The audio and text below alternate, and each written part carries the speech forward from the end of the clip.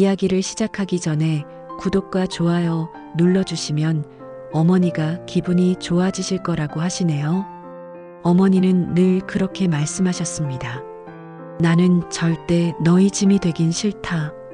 나중에 힘들어지면 요양원 보내줘라. 그 말 한두 번 들은 게 아닙니다. 아버지 돌아가시고 혼자 사시던 5년 동안 전화할 때마다 꼭 덧붙이셨죠. 그런 어머니가 정말 힘들어 보이기 시작한 건 작년 겨울쯤부터였던 것 같습니다. 처음엔 요즘 따라 밥맛이 없네. 밤에 잠이 안 와. 하시는 게 전부였어요. 그런데 어느 날 동네 이웃분이 저한테 전화를 주셨습니다. 어머니가 며칠째 같은 옷을 입고 계세요. 문을 두드렸는데 아무 대답이 없었어요. 좀 걱정돼서요. 그날 저는 모든 일정을 미루고 고향으로 내려갔습니다. 문을 열고 들어간 순간 집안은 무척 조용했습니다. 냉장고엔 반찬 하나 없었고 싱크대엔 씻지 않은 그릇이 쌓여 있었죠.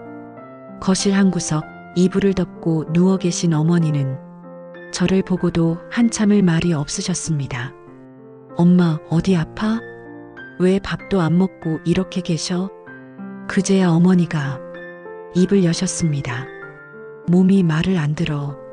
자다가 소변을 지렸는데 기운이 없어 치우지도 못했어. 가슴이 철렁했습니다. 눈물이 핑 돌았지만 어머니 앞에서 울 수 없었죠. 그날 저는 어머니를 모시고 인근 병원으로 갔습니다. 다행히 큰 병은 아니었지만 영양실조의 탈수 증세, 당뇨 수치도 많이 올라 있었죠. 혼자 지내시기 힘드셨을 것 같아요. 의사 선생님이 조심스레 말씀하셨습니다. 돌아오는 차 안 어머니가 말없이 창밖을 보시더군요. 저도 아무 말도 못했습니다. 그러다 조용히 말씀하셨습니다. 나 이제 요양원 가야겠다. 그 말에 놀라면서도 안도했어요. 내가 먼저 꺼내지 않아도 되니까. 어머니도 그렇게 원하신다니 괜찮을 줄 알았습니다. 그렇게 요양원 입소 신청을 하고 며칠 뒤 자리가 났다는 연락을 받았습니다. 처음 요양원을 방문했을 때 어머니는 묵묵히 시설을 둘러보셨습니다. 침대가 놓인 방, 따뜻한 식사가 나오는 식당, 정원의 작은 산책로까지 여기면 괜찮겠네. 어머니는 그렇게 말씀하셨죠. 하지만 그 말이 진심이었는지는 지금도 잘 모르겠습니다. 입소 당일 아침, 어머니는 짐을 챙기며 이상할 정도로 말이 없으셨습니다. 아끼시던 손거울, 고장난 라디오, 그리고 아버지 사진 한 장. 그걸 보자 가슴이 저릿했습니다. 엄마 가서 불편한 거 있으면 꼭 말해요. 매주 올게요. 전화도 자주 할게. 저는 그렇게 말했지만 어머니는 대답 대신 고개만 끄덕였습니다. 요양원에 도착하자 직원분들이 반갑게 맞아주셨습니다. 서류 정리, 입소 절차, 기초 건강 체크까지 끝내고 어머니를 방에 모시고 가려던 찰나 어머니가 제 팔을 잡으셨습니다. 가, 너 먼저 가 있어. 그 말에 저는 복도 쪽으로 물러났고 직원 두 분이 어머니를 모시고 방 안으로 들어가셨죠. 그때 저는 어머니 얼굴을 마지막으로 다시 보았습니다. 표정이 말로 표현하기 어려운 얼굴이었어요. 며칠 뒤 요양원에서 연락이 왔습니다. 어머니가 입소 이틀째부터 밤마다 우십니다. 식사도 잘 안 하시고 낮에도 멍하니 계시는 시간이 많아요. 그 말을 듣고 저는 아무 대답도 할 수 없었습니다. 어머니가 원하셨던 선택이었는데 왜 이렇게 마음이 무너지는지 모르겠더군요. 면회를 가면 어머니는 괜찮다고 하십니다. 여긴 따뜻하고 밥도 잘 나와. 아픈 사람들 많으니까 나는 괜찮은 편이야. 하지만 눈은 웃고 있지 않았습니다. 손을 잡으면 손끝이 자꾸 떨렸습니다. 한참을 앉아 있다가 다음 주에 또 올게요. 하고 일어나려 하면 어머니는 늘 같은 말로 배웅하십니다. 그래, 조심히 가라. 너는 바쁘니까 자주 못 와도 괜찮아. 그 괜찮다는 말이 제일 안 괜찮은 말이라는 걸 저는 이제 압니다. 그렇게 어머니는 요양원에서 하루하루를 버텨내고 계십니다. 그리고 저는 그 선택이 정말 옳았는지 매일 자문하며 살아갑니다. 요양원에 어머니를 모신 지 벌써 3주가 지났습니다. 처음엔 매일매일 어머니가 잘 계신지 전화를 했어요. 요양원 쪽에서도 친절히 설명해 주셨죠. 식사는 챙겨드리고 있고요. 요즘은 프로그램에도 조금씩 참여하세요. 다만 다른 어르신들과는 아직 말을 잘 안 섞으시네요. 그 말을 들을 때마다 저는 괜히 죄인이라도 된 것처럼 작아지는 기분이었습니다. 면회는 일주일에 한 번씩 가고 있습니다. 처음 갔을 땐 어머니가 반가워하시긴 했지만 뭔가 어딘가 좀 달라져 있었습니다. 눈빛이 예전처럼 따뜻하지 않았고 말투도 짧고 간단해졌습니다. 밥 잘 먹고 있어. 밤엔 잘 자. 요양보호사분들 다 친절해. 그렇게 상투적인 대답만 하시고는 창밖만 바라보셨습니다. 요양원 정원 한켠에 작은 벤치가 하나 있습니다. 그날도 어머니와 함께 거기에 앉아 있었어요.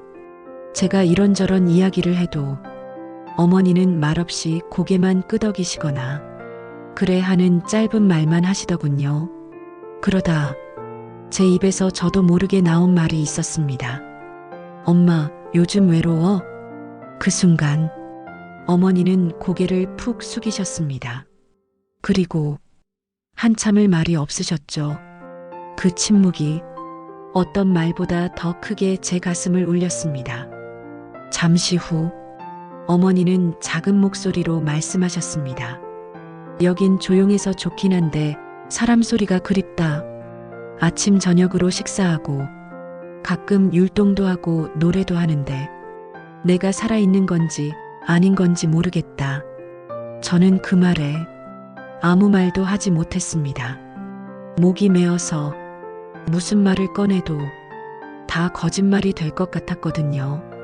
그날 밤 집에 돌아오는 길 차 안에서 어머니 목소리가 자꾸 맴돌았습니다. 살아있는 건지 아닌 건지 모르겠다. 그 말이 제 귀에서 떠나질 않더군요. 한동안 어머니와 찍은 사진을 꺼내봤습니다. 명절 때 웃으시던 얼굴, 손녀한테 용돈 줄 때 좋아하시던 모습, 제가 감기 걸려 누웠을 때 죽 끓여주시던 그 따뜻한 눈빛. 그때의 어머니가 지금 요양원에 계신 분이 맞나 싶었습니다. 그 다음 면회 때 어머니의 방 안은 늘 정돈돼 있었습니다.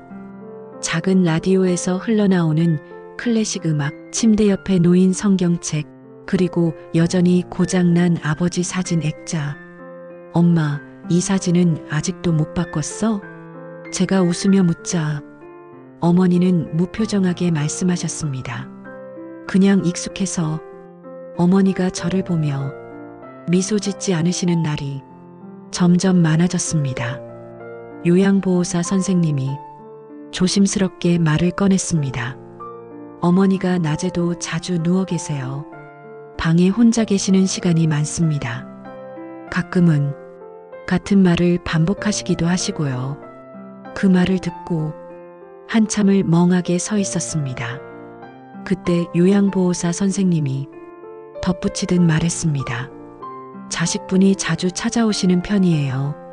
그래서 그런지 어머님이 매일 같은 시간에 문 쪽을 보시더라고요. 혹시 오실까 싶으셨나 봐요. 그 얘기를 들은 순간 눈물이 쏟아질 뻔했습니다. 어머니는 자신이 원해서 요양원에 오셨다고 하셨습니다. 너희 힘들게 안 하려고 그런다. 난 이 나이쯤엔 요양원 가는 게 당연한 거야.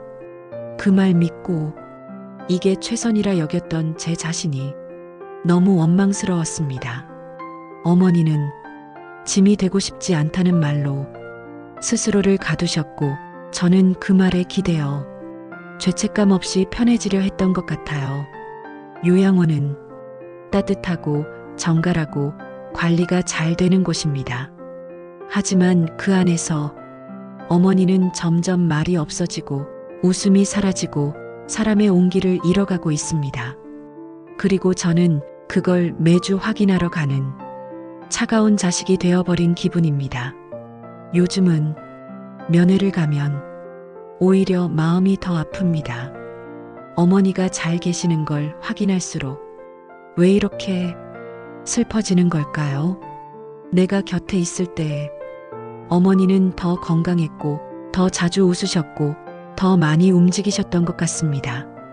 지금은 말도 줄고 표정도 없고 마치 하루를 살아내는 느낌입니다. 다음 주엔 조금 더 오래 앉아 있어야겠다 생각합니다. 손도 더 오래 잡아드리고 얘기도 더 많이 꺼내보고 혹시 웃으시면 사진도 찍어야지 싶어요. 하지만 솔직히 말하면 제가 더 이상 어머니 앞에서 웃을 자신이 없습니다. 며칠 전 어머니는 저를 보자마자 이렇게 말씀하셨습니다. 미안하다. 정말 미안하다, 혜진아. 저는 그 말의 의미를 한참 동안 이해하지 못했습니다. 그저 늘 하시던 그 버릇처럼 하는 말이겠거니 그렇게 넘기려 했는데 그날따라 어머니 눈빛이 이상하게 무거웠습니다. 내가 이 나이 먹고도 너한테 부담만 되는 것 같아서 내가 먼저 요양원 가겠다고 한 것도 사실 너희 눈치 본 거야. 그 말에 저는 가슴이 뻐근해졌습니다. 엄마, 그런 말 하지 마. 그럴 거면 애초에 우리가 요양원에 모시지도 않았어. 어머니는 그 말을 듣고 작게 웃으셨습니다. 그래서 더 미안한 거야. 내가 괜찮다고 계속 말했지만 사실 하루도 괜찮은 적 없었거든. 그 순간 저는 아무 말도 할 수 없었습니다. 고개를 끄덕이는 것조차 무례한 일 같아서 그저 어머니 앞에 조용히 앉아 있었습니다. 요양원 정원 의자에 어머니와 나란히 앉아 햇빛을 받으며 잠시 시간을 보냈습니다. 바람은 따뜻했고 하늘은 높고 푸르렀습니다. 그런데도 제 마음은 잿빛이었습니다. 어머니는 천천히 입을 여셨습니다. 가끔 생각해. 내가 여기서 죽게 되면 너한테 어떤 기억이 남을까? 너무 바빠서 자주 못 온 아들이었을까? 아니면 끝까지 나를 챙기려 했던 아들이었을까? 그래도 나는 마지막엔 내가 나 데리러 올 거라 믿어. 그래야 내가 엄마로서 실패하지 않은 것 같거든. 그 말을 듣고 저는 정말이지 숨이 턱 막히는 줄 알았습니다. 말도 못하고 눈물도 나지 않았습니다. 그저 고개를 숙이고 입술을 꾹 깨문 채 어머니의 말끝을 기다렸습니다. 어머니는 제 어깨에 손을 올리며 말했습니다. 괜찮아. 지금처럼만 와줘도 나는 충분해. 근데 혹시라도 내가 너무 오래 여기 있으면 내가 먼저 무너질지도 몰라. 그땐 꼭 데리러 와줘. 요양원에 어머니를 모셔두고 처음으로 정말 이건 아니구나 싶은 순간이었습니다. 지금껏 최선이라 믿고 했던 선택이 누군가에게는 절망의 문이었을 수도 있단 걸 처음으로 인정하게 됐습니다. 돌아오는 길 차 안에서 어머니 말씀을 녹음해 둔 걸 다시 들었습니다. 나는 내가 필요해. 나는 내가 날 잊지 않았으면 좋겠어. 그날 밤 집에 와서 가족들과 긴 대화를 나눴습니다. 남편도 아이들도 어머니를 다시 모셔오는데 동의했습니다. 아버지가 계셨다면 이렇게까지 되진 않았겠지. 딸아이가 그렇게 말하더군요. 맞는 말이었습니다. 어머니는 늘 누군가 옆에 있어야 비로소 말씀하시는 분이었고 웃는 분이셨습니다. 혼자선 사람이 아니게 되시는 분이었어요. 그리고 다음 날 저는 요양원에 다시 갔습니다. 직원분들에게 정중히 말씀드렸습니다. 어머니를 집으로 모시고 가려 합니다. 짧은 시간이었지만 어머니가 계셨던 침대, 옷장이 비워지고 사진 한 장, 약봉지 몇 개만 남아 있었습니다. 그걸 다 정리해 차에 싣고 어머니를 모셨습니다. 차 안에서 어머니는 아무 말도 없으셨습니다. 조금은 긴장된 얼굴, 조금은 미안한 얼굴, 그리고 살짝 벅차 보이기도 했습니다. 집에 도착했을 때 어머니는 신발을 벗다 말고 현관문을 한참 바라보셨습니다. 내가 다시 여길 들어오게 될 줄은 몰랐네. 그 말에 저는 손을 꼭 잡아드렸습니다. 그날 밤 어머니는 따뜻한 국밥을 한 그릇 드시고 거실에 앉아 TV를 오래 보셨습니다. 소파에 앉아 다리를 꼬고 한 손엔 리모컨을 든 채 그렇게 아무 말 없이 웃으시더군요. 저는 그 모습을 보며 이게 바로 사람 사는 모습이구나 싶었습니다. 요양원이 나쁜 곳이 아니었습니다. 직원분들도 친절했고 시설도 좋았고 돌봄도 정성스러웠습니다. 하지만 어머니가 필요했던 건 정성이 아니라 가족의 체온이었단 걸 이제야 뼈저리게 깨달았습니다. 그날 밤 어머니는 제게 말했습니다. 이제 됐어. 나는 너네 곁에 있으면 다른 건 아무것도 필요 없어. 그래도 내가 언제까지 살진 모르니까 혹시라도 내가 먼저 가면 그땐 너무 울진 마라. 내가 너한테 마지막까지 기대서 미안하다. 저는 어머니의 손을 잡고 조용히 말했습니다. 엄마, 지금까지 한 번도 짐이라고 생각한 적 없어. 엄마는 늘 우리 집 중심이었어. 지금처럼만 매일 웃어줘. 그거면 돼. 그렇게 저는 어머니를 다시 우리 집으로 모셨고 매일 아침 식탁에서 함께 밥을 먹습니다. 그리고 매일 밤 어머니는 조용히 말씀하시죠. 오늘도 참 고마웠다. 저는 속으로 늘 대답합니다. 엄마, 제가 더 고마워요. 끝까지 곁에 있어줘서.